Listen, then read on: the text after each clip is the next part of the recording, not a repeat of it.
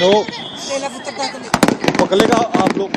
हाँ पुलिस पकड़ लेगी तुझे। पुलिस पकड़ेगी ओए पुलिस नो नो नो। जैसे पुलिस खड़ी है वो पकड़ेगी बच्चों को